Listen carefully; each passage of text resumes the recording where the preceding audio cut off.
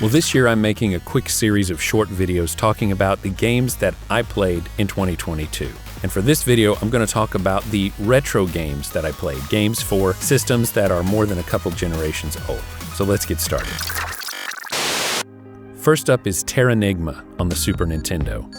Now, I had heard great things about Terranigma. It was made by Quintet, the company that made ActRaiser, Illusion of Gaia, Soul Blazer, and Robotrek, which I'll get to later. People told me that this was the best one in the series, and it was not released in the US. It was released in England and had an English translation, so I bought a reproduction copy to play on my Super Nintendo. I don't know what people were talking about. I did not enjoy this game. It has a bonkers story that absolutely never made sense, boring combat that never changed throughout the game. When you got a new weapon, it just changed the color of the weapon you were swinging. It had a magic system that was as inscrutable as it was useless. I spent most of the game thinking that I was collecting these single-use items for magic that I would lose when I cast it, because that was how it appeared and the game didn't explain it. Turns out that these single-use items were actually magic points that were increasing the number of times I could do it. But you had to buy your magic, and it was in the form of these rings that disappeared. It was just kind of ridiculous. I never used it. It had unbelievably abstruse puzzles and plot triggers at points. I had to look online to figure out how to make the game move forward many times. The translation was also horrible, but I can't really fault the game for that. It was English-speaking people, it looked like, who translated it, but they still did very poorly. So I can mark that one off the list, but I would have been better off not wasting my time with it.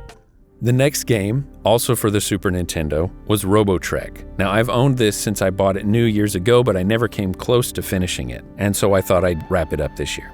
It has another truly unintelligible translation at times, but the graphics and the gameplay are 100 times better than Terranigma. It suffers from 16-bit era problems of inventing gameplay systems that it doesn't really fully realize, and it has the most immediately annoying battle theme since Phantasy Star 3, but I did enjoy it. You have 3 robots on your team that strangely have stat boosts in different areas, and the way that causes the gameplay to work is that there's really only one robot that is of much use to you. The other 2 robots are basically there to help you get that first robot put back together if it gets destroyed in combat. Really odd, but kind of a fun little story. This game was called Slapstick in Japan, because they thought that it was hilarious, apparently. It does have a few moments of humor, but not really much more than some of the early Final Fantasy games. Dracula X Rondo of Blood for the Turbo Duo. Now, I've played through this game multiple times, but I wanted to play through it again this year.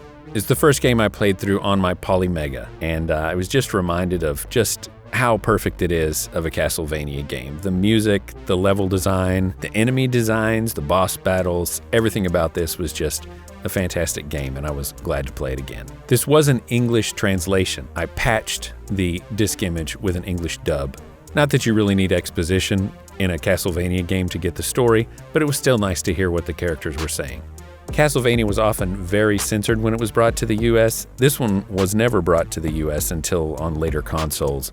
But it has things like you're attacking with the Bible, and a huge crucifix will show up on the screen and kill all the monsters. Just interesting religious iconography that Nintendo used to often remove when bringing these games to the US. And finally, Ys 4, The Dawn of Ys on the Turbo Duo. I played through this, struggled through this game in the mid-90s on my Turbo Duo, and it was imported from Japan. I had no idea what anyone was saying. I just knew I loved the graphics, the cutscenes, the beautiful music. Well, now with my Polymega, I patched my version. People have done a fan translation and a fan dub of the game. It's not an incredible dub, but at least I could understand the story this time, and it was really a great trip down memory lane to play through this game one more time. And lastly, I just want to mention I tried to play Silent Hill Homecoming on the PS3 this year. I just thought, hey, it's October, I'll play a scary game. This is one I had skipped. I probably played it a couple hours, and it is just not good. The graphics, I feel like there were games on the PlayStation 2 that had better graphics than this. The story was just kind of a rehashing of the older games. They even stuck Pyramid Head in it from Silent Hill 2, which doesn't even really make any sense.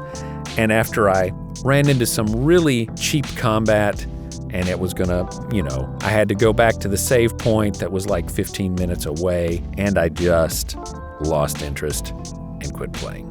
But anyway, those are the retro games that I completed in 2022. Thanks for watching.